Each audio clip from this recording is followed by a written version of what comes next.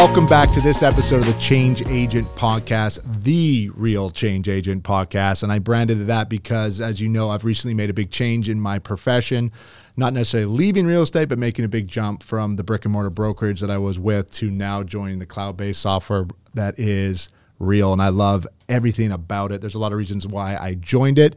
We're not going to go into that right now, but the reason I built this podcast was to sit in conversation with other agents within Real, because it's a community of incredible agents that are leaders, influencers, and people that I consider agents of change here in Arizona and across the country and in Canada that I can be in conversation with. And what better way to do it than put a microphone in front of us and just have a conversation and learn about who we are as individuals, because the industry has changed to the point where what makes you successful, what makes you memorable is you. Right? It's not the brokerage necessarily you're with, the resources you maybe have. It's who you are and how you operate, how you show up every day, and the message you're telling your clients and your community. And I get today to sit across from someone that I consider a good friend, someone that I've looked up to and kind of watched from a distance for a while, but now can honestly say I'm in business with, and that is Mr. Kelly Cook. Kelly is one of the best in the business, and he does it in a lot of different capacities. I'm going to let him share that. But it's not necessarily the systems that he's running, the team that he's built, the success he's had. It's a journey that he has taken to get to where he is today, because I think oftentimes someone can see his title and see the success he has and goes, I want that. But if they then hear the journey it took him to get there, things might change, right? And we're so quick to be influenced by titles and things like brands. But when we understand the story behind it, you know, that motivation can fade real quick. So I hope that these stories create inspiration within our network of agents, within our peers, and hopefully agents that aren't with Real that see it, that might find opportunities to better themselves and reach out and have conversations with Kelly, because this guy can pour in so much information into you and help build you and equip you to be successful, not just in business, but in life. And when you hear a story, I think you'll see why. And he dropped a nugget on me right before we start. So I want to talk a little bit about that, knowing my background. But Kelly Cook was one of the reasons I jumped to Real. You know, when I was thinking of making a change, I knew two people that were very successful in the space, very attached to the brokers that jumped. And I wanted to know why. And he shared a lot of great information on why he went to Real, but really what stood out was the enthusiasm he had, this passion and excitement that he had. And for someone that's been in the industry as long as he has and the success to have that kind of fire was something I wanted. And I didn't have it where I was. So that spark was something that made me go, this is where I need to be. So I can be around people like this that can help me be better, continue to inspire me. So I probably already said too much, but I got to bring energy, guys, because this guy has more than I can ever have, and probably you combined. So Kelly, thank you for being here, my friend. I appreciate everything you've given me over the years, everything you've taught me in the short time that I've been with Real, kind of the experience that you bring to the resources we have as a team here. But I want to hear your story. I want you to share your story, because I've heard a little bit about it, and I know there's a lot more to be shared.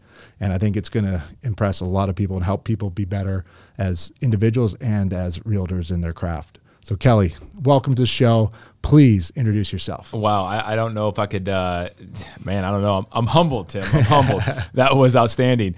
You're pretty good at this, by the way. I love it. I love it, man. Yeah, no, I appreciate it. I am just thrilled to be here, to be surrounded by people like yourself and others with Real. And again, you can surround yourself with a lot of good people in any type of industry or any type of platform. But obviously, Real is a special one. I think that we both found that is quite amazing. But the people that are coming over that you can surround yourself with on this brokerage platform is really second to none at this point. You know, I've been around some great people in other industries, but for other reason, it just seems like a lot of people that are talented, that have desire to do more and grow more, are finding this to be very advantageous.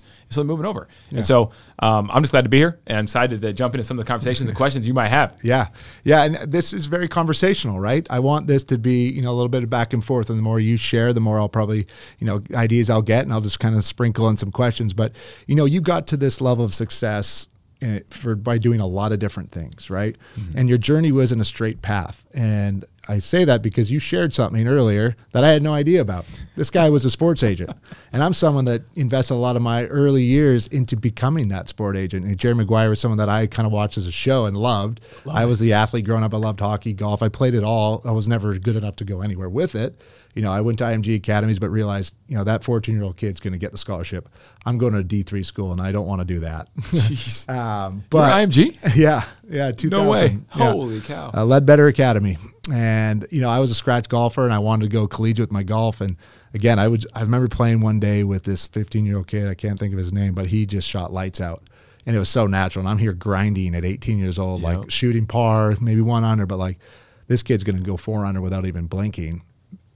Number one schools are going to give that kid the scholarship. And I realized, too, immersing myself in sport, that as much as I loved it, this isn't my future. But it made me realize this is the industry I want to be a part of. I already kind of knew that, but this is kind of validated that even more. Like, okay, if I can't be the player, I want to work with and represent. So I got my degree here at ASU and moved out to LA and worked my way up with one of the bigger agencies in Beverly Hills, APA. We were, you know, Willie Morris, CAA, IMG are all around us. And they were in every capacity they could be except sport. And then this was 2007 and 8. I was working for one of the partners, and I sat with them. I was like, listen, Danny, is there going to be a division at all? Because I need to know. Because CAA was absorbing and building their empire. Yeah. They were all doing it, William Morris. And they were just like, it's just not in our plan. So at that point, I pulled the exit lever, and I jumped after about 3.5 years, and I went back to grad school.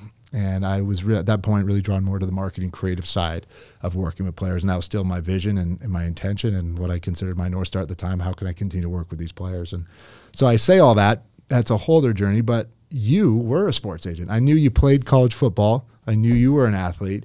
But let's talk a little bit about that, because I guarantee there's nuggets in there that have led you to be doing what you're doing today. Yeah, definitely. It's very similar to what you said, Tim, in terms of if you couldn't be the athlete, like I wasn't going to go play in the NFL. And I had reconstructive knee surgery twice, and it just that was not in the cards.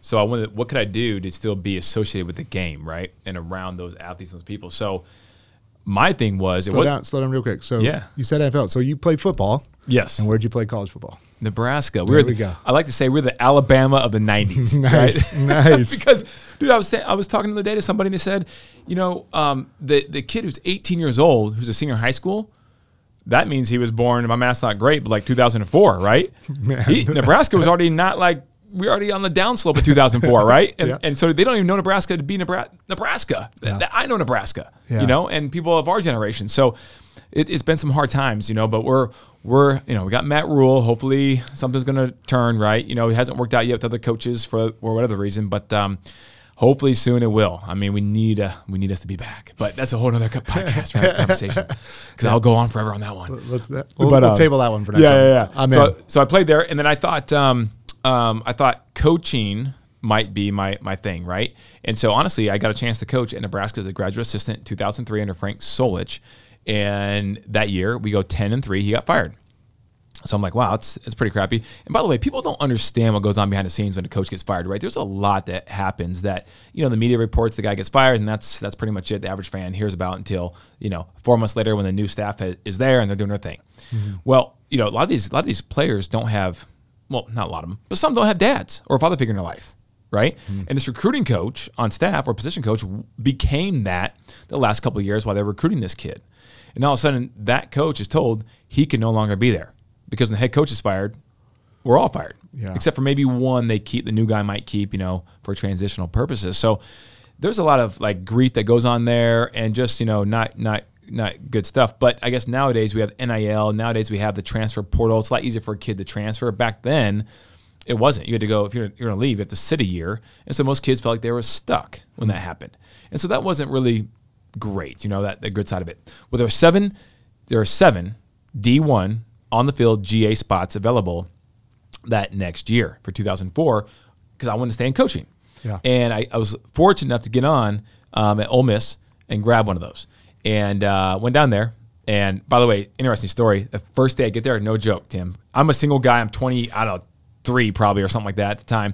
And one of the coaches goes, "Hey, are you the new GA? You know, Kelly?" And I'm like, "Yeah, Kelly Cook. How you doing?" He goes, "Hey, you know what? Welcome to Ole Miss, where we redshirt Miss Americas." And I go, wait, what? And I was like, yeah, I was like, I'm like, wow, okay. Well, no one told me about the South and Ole Miss and all this, right? But, anyways, I didn't have time to really do much else but coach, because you're working 90, 95, 100 hours a week. You're the low man on totem pole for the most part, right? And anyways, we got fired that year. Again, David Cutcliffe, who's the Manning guru, quarterbacks guru coach, right? He got fired after going 4-7. And it was a year after Eli Manning had left. And we were trying to rebuild. 4-7, beat our rival Mississippi State handily, and they still fired him. Wow. So I was like, you know what? In most professions, if you chose to work about 100 hours a week, you'd probably be pretty successful. So maybe, I don't know, man, maybe I should try something different. Maybe this is not for me, even though I love the game of football and the strategy behind it and all that stuff, right? So I had a sister living here in Phoenix. Okay. So I said, you know what? I'm going to go out there and take a year off. So I literally left. We got fired the first week of December, came down right before, a week or two before Christmas. And I was just kind of, sitting around her house, honestly, figuring what I'm going to do. Well, now I'm like, you know what? My best friend at the time was the kicker of the at this time it was Seattle Seahawks, Josh Brown, and I know his agent a little bit, and so I'm going to see if I can't work for him and learn the ropes and become an NFL agent. So I'm not a coach now, but I can stay involved with the game. I'm hanging off dear life now, right? There you go. I can still stay on the game in this capacity as an NFL agent. Cool. Jerry Maguire, very inspirational, right? Yeah. Show me the money. Towel? No, I air dry. Yeah. Anyways, so I'm like, this is amazing. So I call him up and he's like, hey, you know what? I'm in New Jersey. You're in Arizona. You don't necessarily have to move out here, but if you really were serious about this, for me, you probably need to move out here. That ain't happening. Because I didn't know what I even wanted to do at this point necessarily, right? And I'm just in Arizona chilling on the couch for free because I had no money because as a GA, I was making $800 a month. Not a week, a month. So I had nothing to my name when it came to money from that standpoint. So I'm like, you know what? All right, can I just do some stuff for you on the side? He goes, yeah, you can run for me, fly to see these games, see these kids, recruit them, that kind of thing. I'm like, okay, cool. That sounds like a blast, right? I'm single. I can hop on a plane the weekend if he pays for it, and I'll fly down to wherever and watch a football game, which I love that. But that's not paying much. Plus, I got to sign a guy, and he wasn't paying me a salary. So now I had to figure out something else to do. Yeah. So I'm like, okay, well, I'm going to do that for sure. Then I realized I need to have my MBA. Why? Because the NFL Players Association, to get certified, they require an individual to have their MBA, their law degree, or if you get an exception for significant negotiating experience. Like, for example, the guy I sat next to in D.C. during my test, he was a promoting boxer for 17 years. Huh. So they let him in, right? Well, I didn't have that either, right? So I'm like, crap, I have to get my graduate degree, right? I didn't have it. I had started it as a graduate assistant, but because, I only did it 2 years and we got fired, and I was taking the bare minimum courses because the coaches want you in the office coaching. They don't want you taking classes. Yeah. That's just an NCAA thing you have to do to try to, get away with paying me $800 a month. Otherwise, that's like, that's like China like wages, right? Or something, right? But they can. So anyways, I'm sitting there going, okay, what am I going to do? I got to go back to school, right? And I had some credits that would transfer. ASU took hardly none of them, basically, right? Because they was one of the description, Tim, would be like the exact same from Ole Miss or Nebraska or whatever, right? That ASU had, but ASU would be like, nah, sorry, no, you got to retake the class. Yeah, but Grand Canyon said, we'll take them, except for like 3 they took. Wow. Right? Okay. So I'm like, all right, I get some credits here. I can transfer. I'm going to go to Grand Canyon. This is before Grand Canyon was like super big in the internet. I mean, they were. But so I did Grand Canyon, finished my MBA, but it took a little bit of time. Yeah. In that 2 years or so, year and a half, it took me to finish that off at Grand Canyon. I'm running for the agent in Jersey. Wow. Doing my thing. Not making much, but I had to survive somehow. So what's my other job going to be? Real estate agent. Huh. NFL agent, real estate agent. It's a fiduciary to, and you have to set 3%, 3%. Yeah. NFLPA, by the way, they cap agents at 3%. Yeah. You can't make more than 3. Nope. Whereas like baseball, you can make 5 or whatever, right? Correct. So anyways, I'm like, that's all right. I'm going to hustle and do this. So I'm gonna be a real estate agent, right? And that's 3% on the guarantee portion of it, right? It's not an MLB guarantee, fully guaranteed. Exactly. And if you negotiate, if you're a newer agent, lot of your guys might be in the practice squad. Yeah. They might not make the 53 active man roster. No. And guess what? You make 0% out the practice squad. Yeah. People don't realize that. So like, okay, I negotiated this contract for this, and I you're a make glorified babysitter. Just That's it. Making sure they still like you. So when that other opportunity to sign a contract comes available, there you are. Yeah, that's right. That's basically it, right? Yeah. And so I'm like, okay, but I stuck with it. 2 years, and then I got my degree. So I applied and became an NFL licensed agent for the next 5 years. I came close to signing some really big players, and I just missed it. Just missed it the mark a couple times. I had some Nebraska ties and that kind of stuff, right? So there's a few players that had a chance to really end up going in top, 1 to 2 rounds that I just missed on. And it's funny because I'll go this way with it for a second because this is going to be different too. There's some things that happened in my life to where I thought what I wanted to do and what I did want to do in the NFL agent space, because it is so slimy, is come from the background of a faith-based NFL agency. I like that. That doesn't exist, at least in terms of anyone that's promoting it. Correct. On their website, on their marketing materials. So I'm like, you know what? I'm gonna come from that angle because I already believe. I'm already born again Christian, right? I already believe, and so I'm gonna now put it out there and just put it out there and see what happens. Yeah, and it'll be different. And I think the problem was I came at it from the standpoint of I really believed I wanted to do it that way, but I also had a hidden agenda, and the agenda, selfishly for me, from a earthly standpoint, was, well, if I'm different, I have a chance, right? Yeah. The heart maybe wasn't 100% in, on that motive. But anyways, a lot of parents and players were like, honestly, great feedback. I love that. I love that you stand for that, and this is great. But Kelly, we're gonna go over here to this other agent because he represents Peyton Manning, or the Daniel Tomlinson, these guys, right? Back then, whatever, right? And so that's cute and all, but we're gonna go over here with the big guy. And so I'm like, you know what, this is getting too tough. So I ended up punting on it eventually because I'm just not. Real estate started doing. I was applying myself in real estate full time. Okay. The NFL agent thing, which I wanted to be full time, wasn't because there just wasn't enough things to do. I didn't have enough clients to make it full time. I'm hustling, trying to recruit, staying in touch with mom, dad, grandma, the aunt, and uncle, whoever, right? The auntie, and do whatever I can. But there's only so many things I could do on that from a full time basis. So I was hustling in real estate, just trying to make some money, so I could have plenty of money to fly to wherever I wanted to on a weekend to watch Jimmy play football, whatever, right? And so that's how this got born, so to speak. Got a cool story about and I'll just say it real quick if you want me to, about how what really made me start in real estate. Yeah, go for it. Because I was going to say you were hustling, focusing on this drive in the NFL. Yeah, but define hustling for me, because it sounds like you were on planes in other cities. How did you build it? What were you doing on a day in, day out basis to put yourself in a position to serve a client?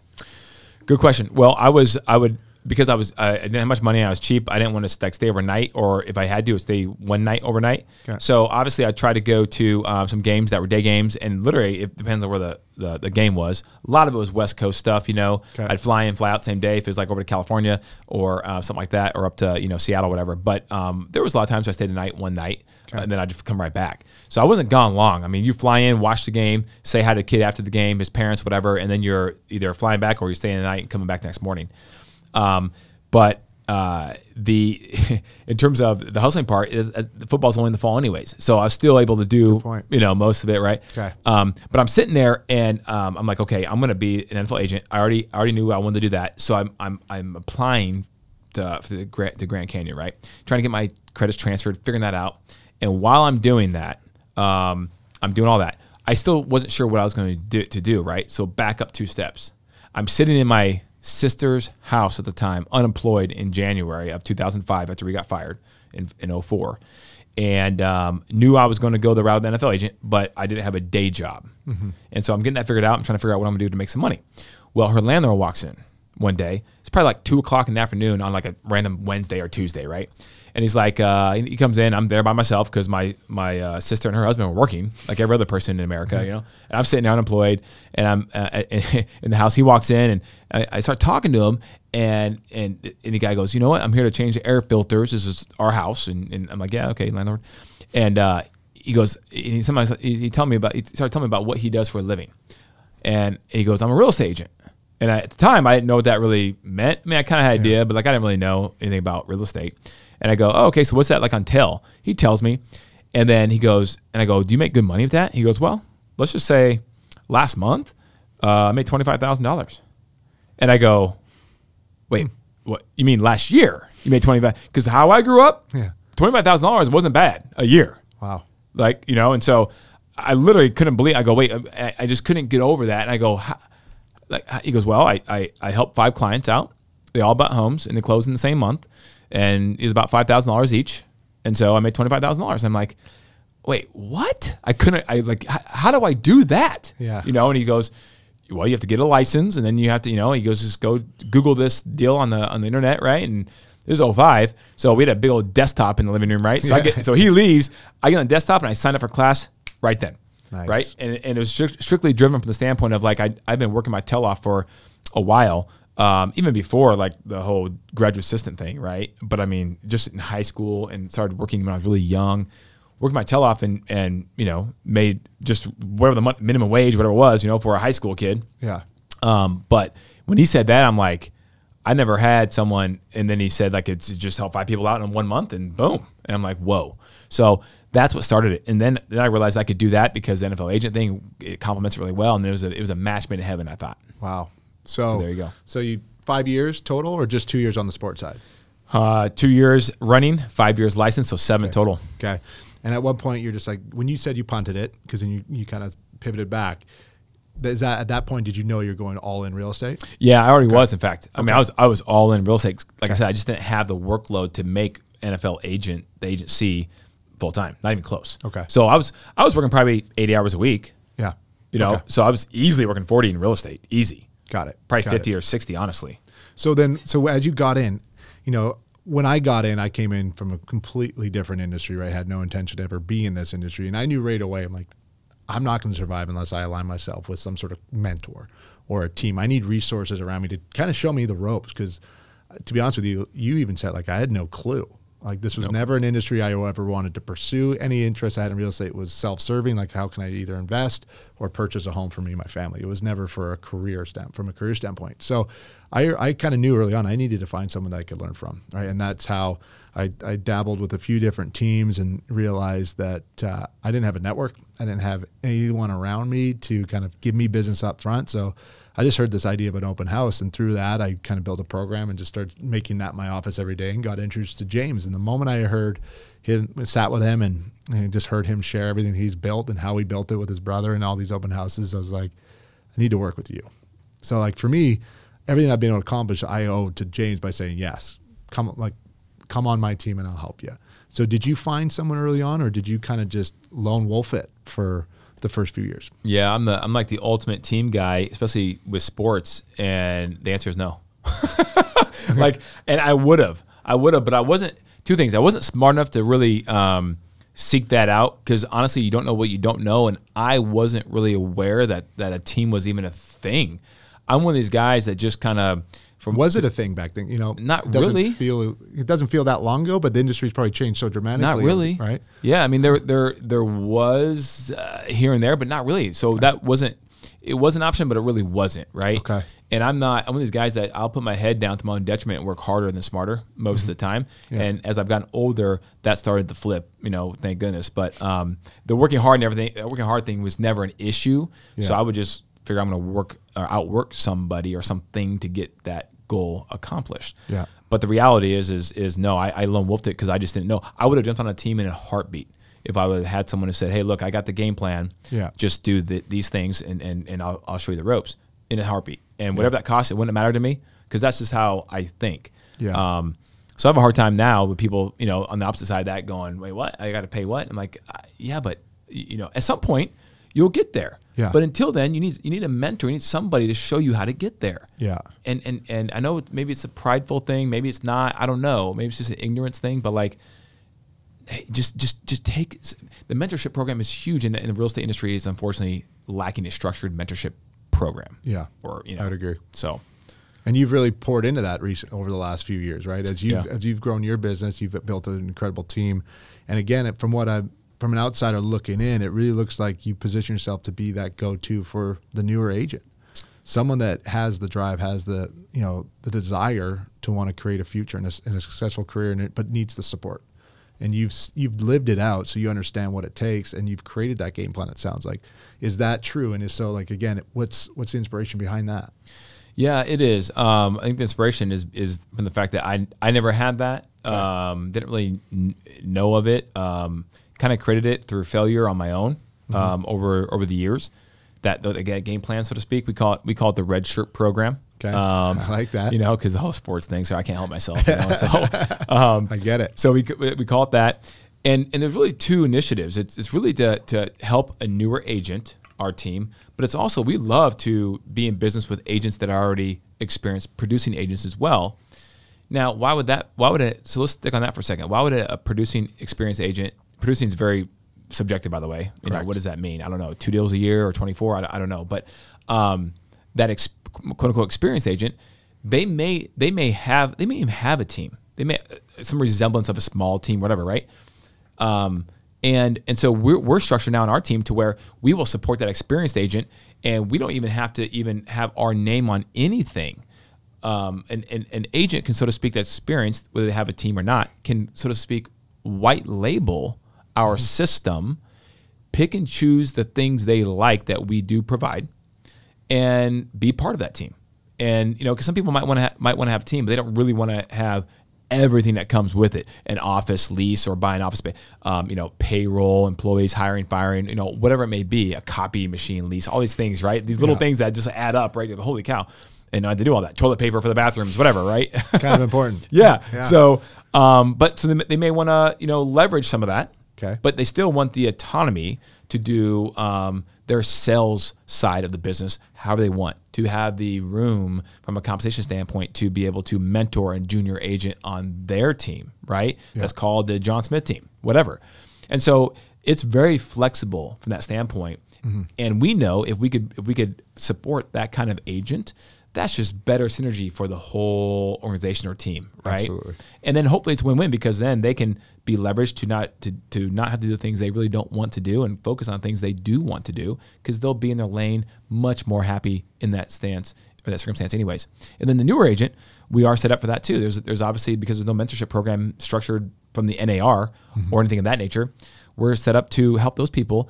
The hard part is when you get somebody who's newer and they're kind of in it for the wrong reasons, meaning they're just not that motivated to work, right? Yeah. For whatever reason, they got into it and they understand they need some direction, some guidance, support, but they just not motivated to actually do what it takes. Yeah. That can be frustrating too, right? From my standpoint, because I'd imagine so. Yeah, you can't want it for them more than they want it for themselves. And especially when you're investing the resources you are into them. Yeah. If that commitment's not there on their end, I can imagine there's going to be a disconnect pretty quick. Right. How do you handle that? That's an interesting question, because a lot of the conversations tend to be on the positive side.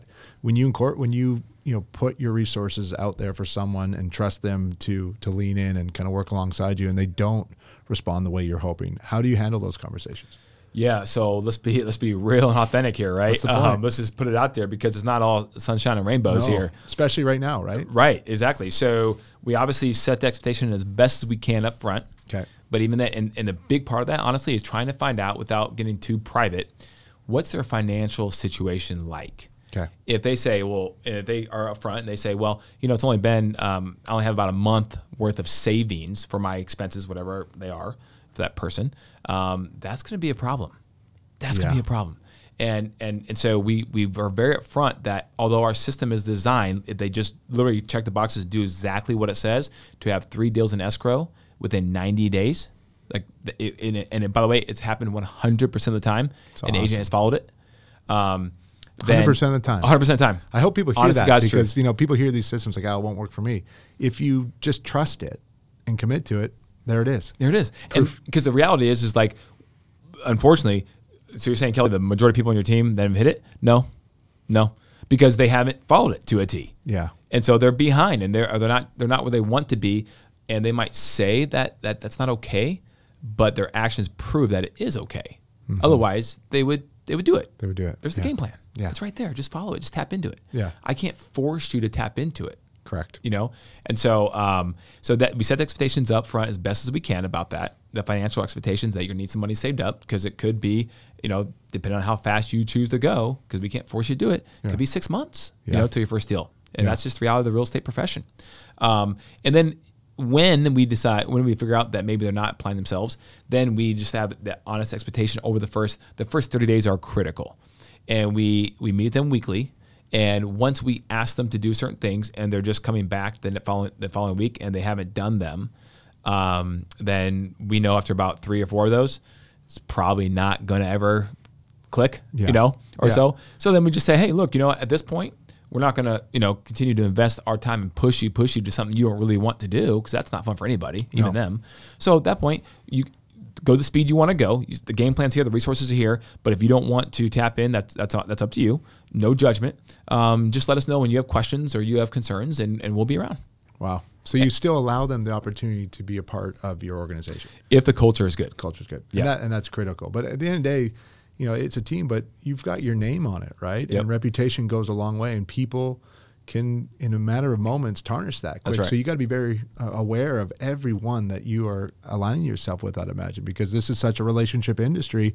And if someone's not honoring the expectation that you've set and the brand that you've created and the culture you've created, that's got to be, I would think, a moment where you have to step in quick. Yep. Has that happened very often, or has it happened? Very often, no. It definitely has happened. Okay. But very often, no. You'd be surprised how many people out there are good people. Yeah. They're good people, and they want to be part of something bigger than themselves. And so they'll show up to the team meetings. They'll come to our team events, our team happy hours, our client appreciation events. Even though they may not have hardly any clients there, they'll still come. Right? I love and it. They want to be part of something. Yeah. They'll join our morning calls, our huddle calls. But for some reason they just don't apply themselves personally at that open house, or even sign up for an open house, or on these phone calls, or whatever it is, and they're fine because of some reason just not closing deals. And I don't understand sometimes how that works. Now, that's not the majority of people on our team, because the majority of people then will just see themselves, they'll see themselves out the front door, right? And not just kicking them out necessarily if they're good people, but they'll just say, it's not for me. And we'll say, you're right, because if your goal really is to close, 2-3 deals a year, then we're probably not the best option for you, right? It's cheaper to go somewhere else. 100%. Yeah. So then, and we're not trying to hold on to you. Like, we're not trying to hang, please stay. I mean, no, it's probably better, but let's get clear on what your goals truly are, because if they are to make it a career and to build upon each year successively to where you have this hockey stick growth over time, and you have an awesome career in which your database is as a solid foundation and is kicking off consistent business for you, then there's no better place, I'm biased obviously, than our team to come start your career at. I agree. Yeah. And, this is me just speaking selfishly, because I get to now kind of walk alongside you and understand kind of the systems you've created, the culture you've created. I came from an environment where everything was kind of already laid out for me. So I had the game plan with James and our team, and it was a small operation, but the relationship we had was, I produce for him because he's a grinder. He's out there hustling. He's not there to hold my hand or coach me unless I make a request. Then I have the freedom to continue to build everything I want to do. And in it was like the perfect synergy. I could learn, I could be coached, and he would help me with business because he was such a, obviously an investor into Zillow, Google. But I was able to perform and close quickly, and he kept trusting me more and more. And I loved the relationship because I was my own brand in many ways. I was just me, aligned with a small team, and had the resources available to me when I wanted them, but I could go out and create. And that's kind of where my kind of, how I got started with everything I'm doing is I just kind of had this freedom to kind of try and experience and sample and not have to bring it back to the table and kind of explain everything I was doing. I was just doing it. But when I left, I took that leap of faith to scale, and I wanted more, and Real gave me that culture. It gave me community that I was seeking to expand and explore. But I've noticed quickly that, the system that I had available to me isn't there anymore. And I'm not a systems guy. I am ADD to the T, and like squirrel. But I'm one that starts. I just jump and go, and I figure out as I go, and then I come back and I organize and I define it, and then if it works, I keep building on top, or I pivot. And I'm watching you, and I'm seeing what you build. I'm like, this is what I need more of. Right. And that's what this brokerage has allowed me to have too, is like access to people, so I can learn and put myself in situations, ask questions. And there's no threat to either side, because we're all in this together. And that's rare, I think, in this industry, because it's everyone feel, especially now when the market is tough it is, everyone's in competition now. They're not looking to how can we support each other. Yeah, I totally agree. I mean, I think I was with, when I first started a small little boutique brokerage that went bankrupt when the market crashed in 2008. And then I went over to Prudential, which is now Berkshire. Yeah. And, you know, and I heard the same thing about a lot of other brokerages too, but what was normal for me was that everything was protected. I remember walking in the office and people's doors would be closed all the time, right? I mean, they're not sharing any ideas. They're barely talking to you, let alone, because we were, even though within the same brokerage, we were a competition with each other. Yeah. That's what it felt like, which is fine because I didn't know any better. So I'm like, okay, this is how it is. Screw all you guys, right? Yeah. I'm competing against you guys for that same client. So no one shared anything. And I just thought that was pretty normal. And then, you know, I read the Red Book, MRIA book, and it's like, wow, this is how you run a real estate business. It's already shown that the statistics, the research is done for you. And it took me a while to fight it because I was at the old brokerage still trying to run that model. And I said, you know what, screw it. I'm just going to go over to that brokerage because the compensation model, everything is set up to match that book in terms of how to run a successful real estate business. So I did. And I realized when I got to Keller Williams at the time that it was different. Like a lot of people were sharing things, and it wasn't the mentality of scarcity, but more so of abundance. And like, this is kind of interesting. So then it took me like literally a couple of years to change my mindset and to be more like that, which when I did, it was just so eye-opening. So like a weight lifted off of me. And you know what? And you know, if I'm in competition with this person, let's say, and they get it and I don't, good for them. Yeah. There's plenty of fish in this ocean. I'm going to go out and find the next one, right? And so that was the evolution of my career to there. And then now from Keller Williams to going to Real Broker, you have an even more collaborative environment and culture than Keller Williams. Keller Williams' environment was great from that standpoint, but even more so because of the cloud base and no franchise borders, no franchise owner borders and egos involved.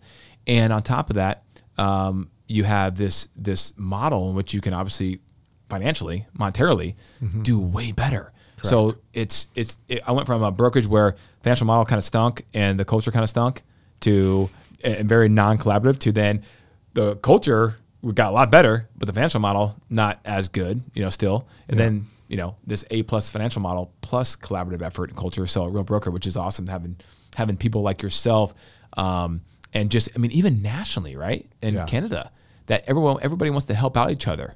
And I just love, I don't want to go on about this forever, but I love the one real concept. And I know it's kind of, at first, you know, people are like, oh, that's kind of pie in the sky, maybe to an extent, but not really. And if you beat that into everyone who wants to come over to the company's head before they come over, then there's a part of that just sticks around, and it's really cool to see.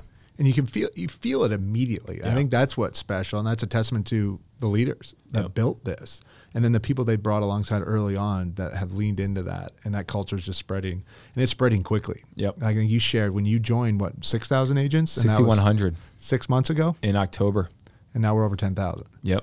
Like in a year, a month ago, a year before that, 4,000. Like the scalability now is incredible, and it's spreading. You know, what's neat is within a matter of hours, I can now have conversations with friends and family in Vancouver because we can be in business together. Yeah. That was not possible before, but my vision and everything I've been wanting to build, I wanted Homes for Good. I want changes in Vancouver.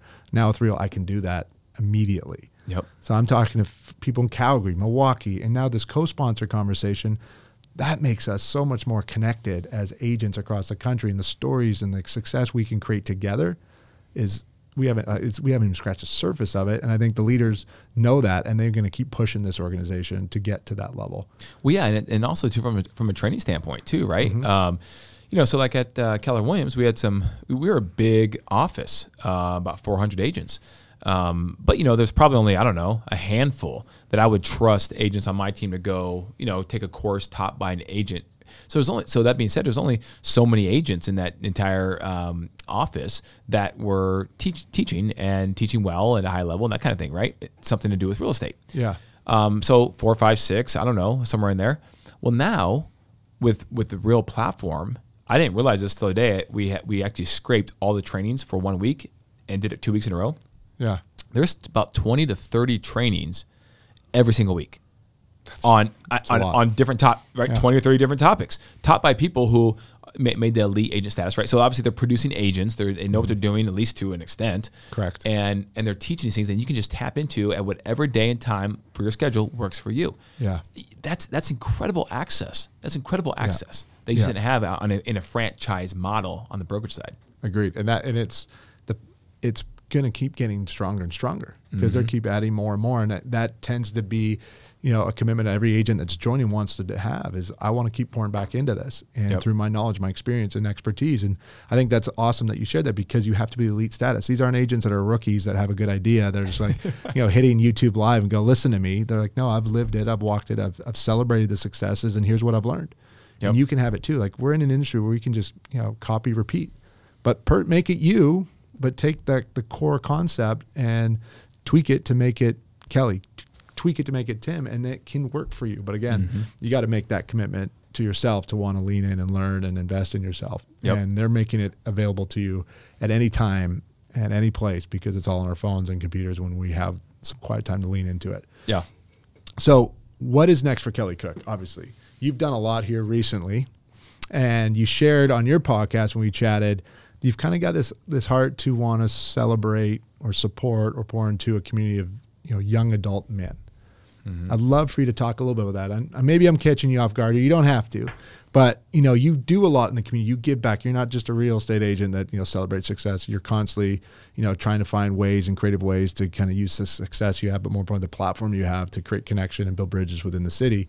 You can talk a bit about this, but you kind of spoke about how you kind of want to push yourself to kind of start connecting with young adult men and kind of help them in whatever capacity you'd like to serve them in. Yeah, and I realized this when I started coaching football, right? So I got done playing football, and I not the Division I level, right? I mean, that was fun, that was a blast, and I loved it and whatnot. But when I then came out here and I volunteer coach youth football, and I was doing 7th and 8th graders, and then went to the high school level, freshmen, and then went to the varsity level for a while. I started realizing that I just marrying this thought of helping young men, mentoring young men, obviously coaching them a game of football, which I love. It's a perfect marriage, so to speak. Yeah. So if I could keep doing that with somehow using the game of football, that's the perfect marriage, which I haven't quite figured out yet, as outside of just going to a local high school and volunteering, whatever, right? Yeah. And then you have like a place like Scottsdale that's more affluent. Well, these players don't necessarily have the issue of where the next meal is going to come from, that sort of thing, but they have other issues that come along when you have maybe a household where parents are very successful and a lot of money, but they're just kind of not around. And so what do these kids now get into? And that kind of stuff, right? And then and what they think I just think there's a big void either way you go, whether it's like poverty or it's like affluence. I just think either way there's a big. So I'm big on that. I know I became the man of my household when I was 8. When I was 8. Wow. I didn't realize it at the time, but my parents got divorced, and I was me and my sister, and my mom, and I became the man of the household. And again, I didn't know what that meant, but there's a lot of things that happened looking back on it that I realized shaped me to who I became later on in life in terms of my personality. And so my father was around, right? I wouldn't trade it for the world, financially there was nothing there. But he was around to be a supporter on the sports side. He was big in sports. That's where I got my love for sports from, so all that stuff. But there wasn't like, there could have been more guidance and a lot of just man things, and Correct. and all that stuff, right? Young men things. And so I guess what I'm trying to say is, even if a young man who's like in middle school has a father figure that's in their life, it's more so the poverty aspect, right? That gets me, because poverty doesn't care about the color of your skin. No. And so there's a lot of people with very few advantages or disadvantage, I should say, right? Just because they are way behind the 8 ball from a financial aspect. And if there's no one to help teach them how to break out of that cycle, they will probably just repeat it. And so that's kind of where my passion lies somewhere with financial literacy, underprivileged kids, and specifically young men, because I'm a man. And then what does football have to do with that, or any sport for that matter? I love a lot of sport, all the sports. That's where I got to figure out. And if there's, I know you probably have some ideas on that, 'cause that's what you do. But if anyone else listening to this podcast has any ideas and wants to give me some ideas on that, that's where I have a passion, right? And so like that's why my big why are my kids specifically, right? My family is everything, but specifically my kids, right? Because I will do whatever it takes to make sure they don't go what I went through from a financial aspect growing up. And so I have a daughter, but my two boys, right, as a man, right, that making sure they are educated and they know what to do and they know how to treat other people, and the fallacy of what manhood is, right? Like it's not all muscle cars and being the prom king and the varsity starting quarterback, right? Yeah. It's a lot more things behind the scenes of what being a true young adult male is. And so anyways, you see a lot of that in culture now going the opposite direction. And a lot of it has to do with uneducation and lack of a father figure in the household and just poverty, right? Yeah. So I don't know, like there's a lot of rambling, but that's kind of where those things, if I can marry those things together to help a group of folks out, which there's a lot of people like that in America. Yeah. There you go. Well, I think you have the capacity to do that quickly, right? Once you kind of figure out what that vision looks like. I love that you see sport as a tool. Or as a vehicle to reach these kids, because that's how I've always seen the game. I grew up in Vancouver, and I come from a position where I never had to worry, and I'm blessed beyond words to be able to say that, because that's not a choice I had, right? I didn't get to pick, like, I want to grow up in a nice suburban community of Vancouver where my needs were met. That's my choice. I didn't have that choice, right? But I think I've had I have blessing and a curse. The blessing is I was born into a big family. The curse is I was the youngest of 4 boys. I didn't get a word in, right? But it taught me a valuable lesson of being able to listen and to observe. Anytime my hand up, good luck. Chris, Andy, Jeff, they were getting before I got any say, right? So it made me leave town right when I graduated high school. I'm like, I'm out. I got to go find me, figure out who I am. Like, what's my identity before I'm like one of 4 McBride boys. And then my poor little sister was behind us. So like, she never had a chance. But I look at it, and now being a man that is married and kids, I love that you talk about that, because that's my everything. That's my why. It's my legacy. And my legacy to my children is not, Daddy sold X amount of homes this year. You should be proud of me. My legacy, I want it to be, Daddy used the vehicle that he had available to himself to serve at a greater capacity to make our people's lives better. You're my first and foremost, my wife and kids, our home, our foundation, but then the access of my industry to do more. And as I build and turn my homeschool into 501c3, I envision my kids being a part of that. I want them to see that just because you've been given doesn't mean that it's guaranteed. And you got to use the resources and the things you've been gifted in this life to put them to use, to be of greater good. And too much has been given, much is expected. I have it on my desktop. I've been blessed, and I don't take it for granted. And there's been a lot of tough times, yes, but I've never had that moment of, I don't know if I can feed my family. I don't know if my family's going to get fed. I don't know if the electricity is going to stay on. I have never had to be, thankfully, in that type of situation. So I can't relate, but I can understand that with opportunities I've been given, there's a greater responsibility with it too. And that's what I want my kids to see. And that's why I love this industry, because we get to be in such incredible relationship capacities with our city, our people, our clients, everyone. Yeah. And that's what's fun. So with you being as successful as you are and have built such an incredible organization, and sport being such a powerful tool, there's going to be so many people in your network as you start to share this. They're like, I got ideas for you. Here's how we make this work. I can tell you about the football team I talked about in the last one, that South Phoenix, they're 11, 12-year-old kids that come from broken homes, a part of our community that most people say South Phoenix is not a good place. And these coaches pour into these kids, purely volunteer-based. None of them have kids, and they're using sport to be a platform to allow these kids to have economic freedom through education. Use football to get educated so you can get outside of the community that you live in, which is telling you can't have any things that you're dreaming for. Yeah. And he's a byproduct of it, because that's what a coach did for him. Took him out of South LA, go, you can have all this. You got to be able to see beyond your block, as he says, and how he coaches his kids. but you have to have team around you. You have to have coaches and mentors that believe in you, and you got to believe in yourself. Otherwise, none of it's going to happen. And he's doing that. These kids are getting full ride scholarships now across the country that now will have an opportunity that they may never have had if it wasn't for the vehicle sport. So I love that UC Sport is that way, because there are so many opportunities to use it as a platform to not just teach kids to be really good at a sport, but use the values that come within it. Yeah, go deeper in relationships. Well, not that, but it's also too a lot of these kids in this situation are using sport and all their eggs in that one basket, right? Yeah. And so what if it doesn't work out? But if they were educated on other aspects of financial literacy and whatever it may be, faith or whatever it may be, then if that sport did not work out, they have a plan B and a plan C, right? And too many kids just don't, because they put it all in that one basket, unfortunately. And they need people to help them in that space, right? Yeah. And if they're, like you said, homes where they don't have the father figure or the mother figure to help them, then they can get lost pretty quick. Oh yeah. So that's what's neat about our organization now, is we can put these kind of conversations out there, and I guarantee people are going to step up and go, I got ideas, I got resources, I got solutions. It might not be in our city, but it's in another city. It's working there, so why not copycat that here? Right.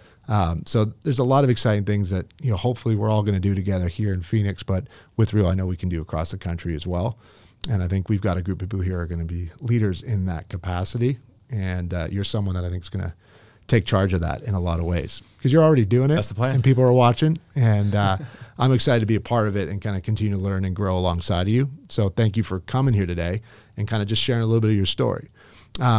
Because again, as I talked about at the beginning, people see titles and they expect something, expect the story to be one way. But your journey is incredible. It's gone so many different directions, and there's been challenges and obstacles on the way that never defeated you, that you've used them as opportunities to be better and grow. Yeah. And to find new opportunities around it, right? So what is the best way for people to get a hold of you? How do you want people to connect with you, reach out to you if they have any questions? Oh, I'm good. You can shoot me a text message, right? There you go. Good old text message, 480-227-2028. Social media too. Instagram is @KellyCookHomes.